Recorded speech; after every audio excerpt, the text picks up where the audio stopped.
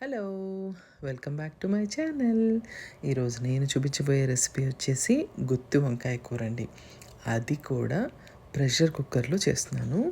చాలా ఈజీగా అంతే టేస్టీగా ఈ కూరని మనం ప్రిపేర్ చేసుకోవచ్చు.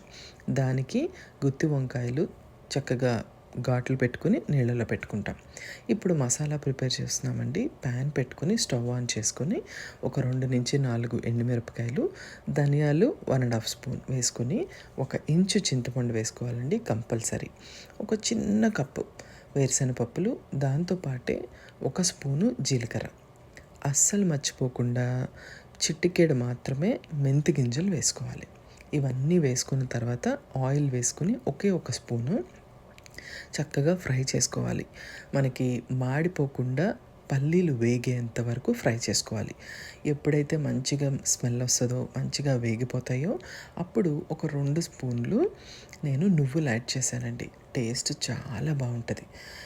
దీన్ని కూడా ఒక 2 నిమిషాలు ఫ్రై చేసుకోవాలి. ఎందుకంటే నువ్వులు చాలా ఫాస్ట్గా వేగిపోతాయి.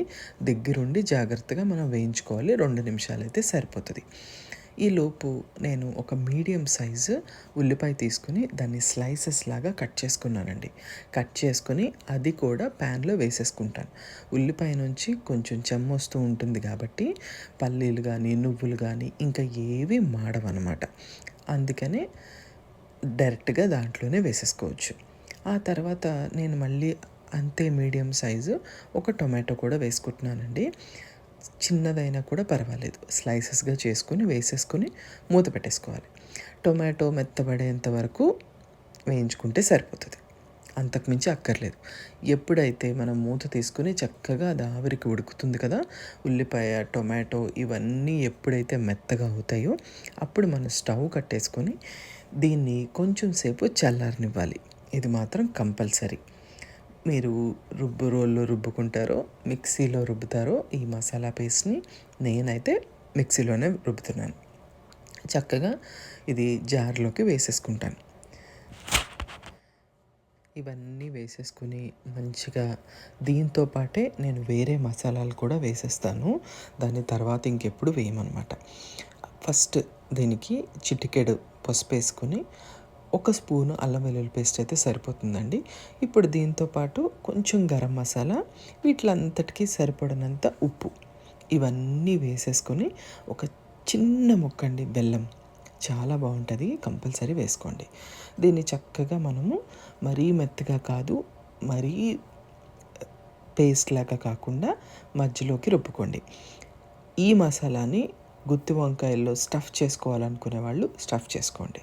లేదు అనుకుంటే డైరెక్ట్గా మనం ఏ ప్రెషర్ కుక్కర్లో అయితే వండాలని అనుకుంటున్నామో దాంట్లో దానికి సరిపడినంత నీళ్లు పోసుకొని చక్కగా కలిపేసుకొని వేసేసుకోండి. ఇక్కడ ఆయిల్ వేయాల్సిన అవసరం అస్సలు లేదు. నేను ఫ్లేవర్ కోసం కరివేపాకు వేస్తున్నాను.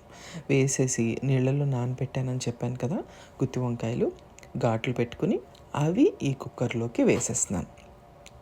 వేసేసి చక్కగా ఈ గుత్తి వంకాయల్ని, మనం వాటర్ కూడా వేసాం కాబట్టి నేను కొంచెం ఒక స్పూన్తో కానీ గరిటెతో కానీ చక్కగా దీన్ని పైకి కిందికి మంచిగా అంతా కలిపేసుకుంటాం. కలిపేసుకున్న తర్వాత ఇప్పుడు మూత పెట్టేస్తాను.